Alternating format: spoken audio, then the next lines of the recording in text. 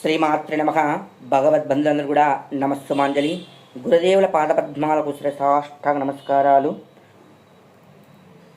వారాహి నవరాత్రులు అందరూ అత్యంత వైభవంగా జరిపిస్తూ ఉన్నారు. ఆ అమ్మవారి కృప మనందరిపై ఎల్లవేళలా ఉంటుంది. వారాహి నవరాత్రులు అత్యంత వైభవంగా జరిపిస్తూ ఉన్నారు. చాలామంది ఫొటోస్ పంపించారు. కన్నదీపం పెట్టిన ఫోటో చాలా అద్భుతంగా చేశారు. నేను ఏ విధంగా అయితే వీడియో చూపెట్టానో చాలామంది నాకు పంపించిన ఒక 20 మంది పంపించారు. వారు అదే విధంగా చేసి చాలా మంచిగా చేశారనమాట.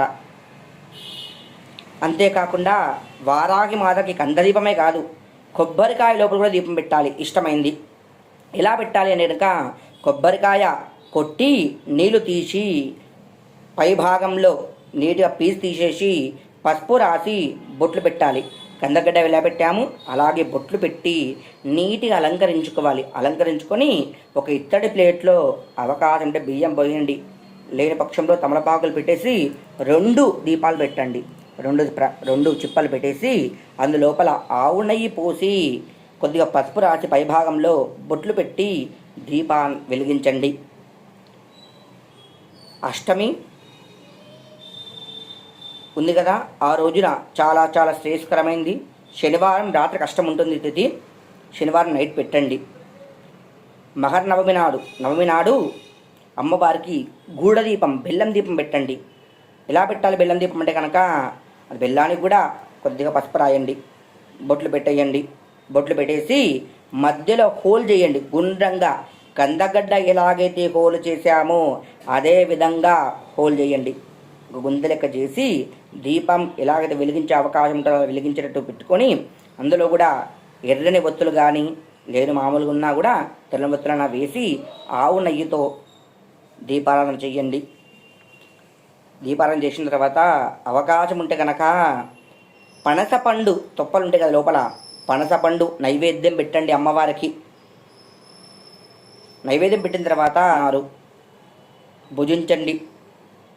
అంతేకాకుండా చాలామంది నిన్ను అడిగారనమాట, రాత్రి ఫోన్ చేసి మెసేజ్ పెట్టి ఏమని అడిగారంటే కనుక, కందగడ్డ దీపం పెట్టాం కదా స్వామి, మేము తినలేకపోతున్నాము, ఏం చేయాలి అని అడుగుతూ ఉన్నారు.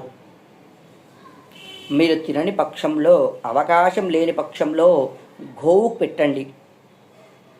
కందగడ్డ ఒకటే పెట్టకూడదు. కందగడ్డతో పాటు పండ్లు, అరటి పండ్లు కానీ బెల్లం కానీ ఆకుకూర కానీ తీసుకుపోయి ఆవుకు తినబెట్టి గృహానికి రండి. అలా చేసుకున్నా కూడా మంచి రిజల్ట్ ఉంటుందన్నమాట. 14 తారీఖు దానితోని నవమి ఆ రోజు నైట్ ఉంటుంది. 14 తారీఖు నైటు, 15వ తారీఖు సోమవారం రాత్రి సమయం నందు దశమి గడియలు వస్తున్నాయన్నమాట. కాబట్టి నవరాత్రులు ఆదివారంతో సమాప్తి అంటే అయిపోవు. ఆ రోజు వరకు మనం చేసిన పూజ. తెల్లవారి సోమవారం నాడు మధ్యాహ్నం వారికి నవమి తిథి ఉంది. కాబట్టి సాయంకాలం నందు ముత్తైదులు పిలిచి 3 కన్నా 5 మందికైనా అమ్మవారి పేరు చెప్పి వాళ్ళ తాంబూలం ఇవ్వండి. అవకాశం ఉంటే అల్పాహారం కానీ భోజనం కానీ లేకపోతే ప్రసాదం అన్నా ఇవ్వండి వాళ్ళకి. ఇంకా అవకాశం ఉంది అంటే కనుక 2 దంపతులను కూర్చోబెట్టి స్త్రీని వారాహి మాతగా, పురుషుణ్ణి ఉమ్మెంత భైరవ స్వామిగా కూర్చోబెట్టి వాళ్ళ పాదార్చన చేసి నీటి కాళ్ళు కడిగి బొట్లు పెట్టి వాళ్ళకి అమ్మవారి దగ్గర పెట్టిన చీర, గాజులు, పంచ ఉంటే పంచ, టవల్ ఉంటే టవలు, ఆ అబ్బాయికి ఇవ్వండి టవలు, ఆ అమ్మాయికి తాంబూలంగా చీర కానీ బ్లౌజ్ పీసులు కానీ అమ్మాయికి ఇవ్వండి. స్త్రీకి అమ్మవారి స్వరూపంగా భావించి ఇవ్వండి. ఇలా చేసుకోండి. వారాహి నవరాత్రులు సోమవారంతో సమాప్తి. అక్కడితోని ఆ తాంబూలం ఇచ్చినప్పటి నుంచి మీరు తెల్లవారి మంగళవారం వస్తుంది, రాత్రి దేవుణ్ణి ఎత్తకూడదు. మంగళవారం ఎత్తకూడదు దేవుణ్ణి. బుధవారం పొద్దున నీట్గా చేసేసుకోండి. బుధవారం పొద్దున దీపం పెట్టాలంటే పెట్టాలి. నిత్య దీపం ఎలాగ పెడతాం కదా, అఖండ జ్యోతి ఎలాగైనా ఉంది, చాలామంది పెట్టారు. అఖండ జ్యోతి పాటు నిత్య దీపం కూడా వెలుగనియండి. ఏకాదశి వస్తుంది కాబట్టి ఆ రోజున అన్ని విధాలుగా మీరు చేసుకోండి.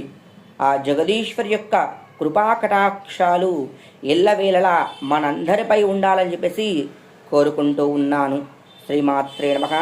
నా ఛానల్ నచ్చితే కనుక లైక్ కొట్టండి, షేర్ చేయండి, సబ్స్క్రైబ్ చేయండి. జగదీశ్వరి అనుగ్రహ కృపా కటాక్ష వీక్షణ సిద్ధిరస్తు.